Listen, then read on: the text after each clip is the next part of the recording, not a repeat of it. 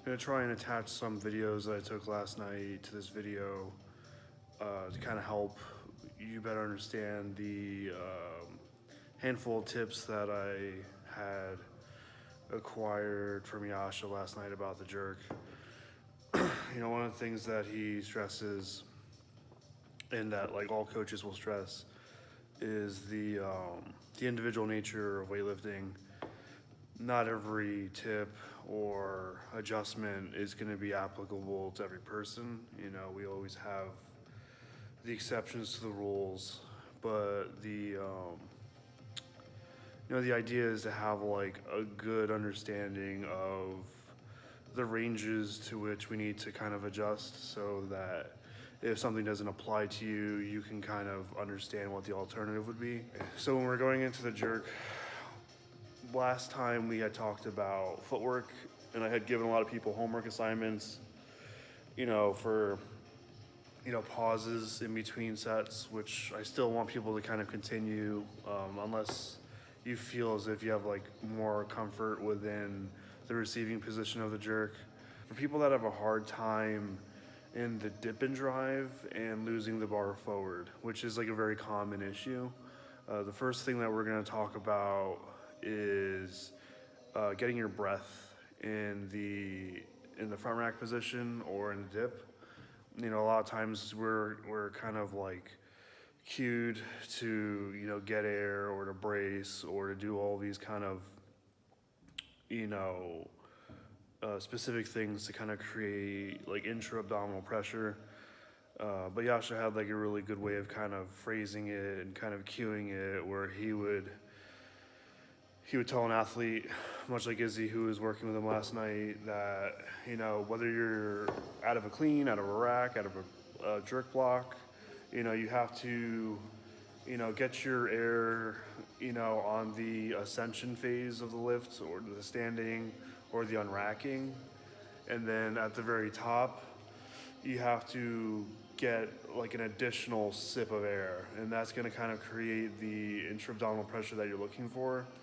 A lot of times people will kind of get their air, adjust themselves, lose tension in their abdomen, dip, the bar goes forward, it crashes on them, they miss it. So we stand up out of the clean, breathe, sip again. So you kind of like further expand your abdomen. From there, from that like additional sip of air, you almost kind of expand, you almost like excessively expand like your diaphragm, and it almost kind of places the bar further back just by doing that alone. Yeah, in the dip and drive portion, he had cued those with longer femurs to dip their knees out, toe out, even if it's a little bit past 30 degrees. I'll kind of splice this over a video of Izzy on the jerk blocks.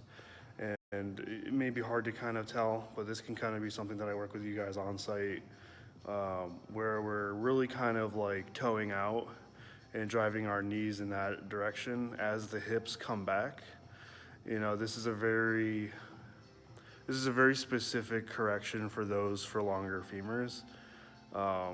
In other cases, none of those rules apply. You just have like your typical, midfoot or heel, knees track forward, chest is upright, extension, split under, and then you kind of move on from there.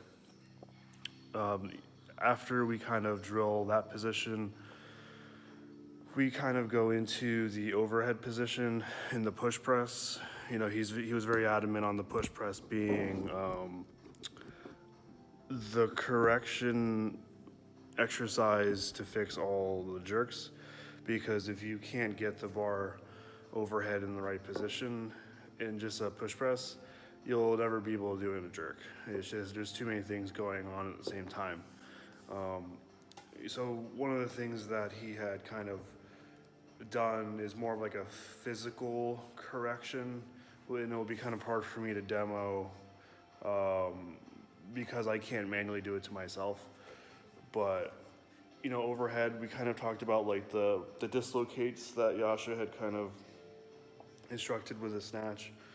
where we're kind of like, retracting, rotating, and then shrugging into the bar. The same will kind of be done with the jerk, where, after that dip and drive, the bar has to go back, so you always have to think punch back. And then from there, you want to think of bringing your shoulder blades together and up, almost like kind of like elevating like your scapula and trap like into the back of your neck. And in this position, all the weight is supported by your trap and can't be like jostled forward and backward. Again, he had, referenced the stacking of weight being, if the bar is out in front, you have bone on bone, joint on joint. If we can direct the bar back and use our trap to stabilize, then you have larger muscle groups that are actually maintaining the load instead of anything else that will give under higher load. I hope this was helpful. I'm gonna try and attach some videos and try and keep some of these videos like a little shorter. That way we can kind of learn a little bit. All right, thanks.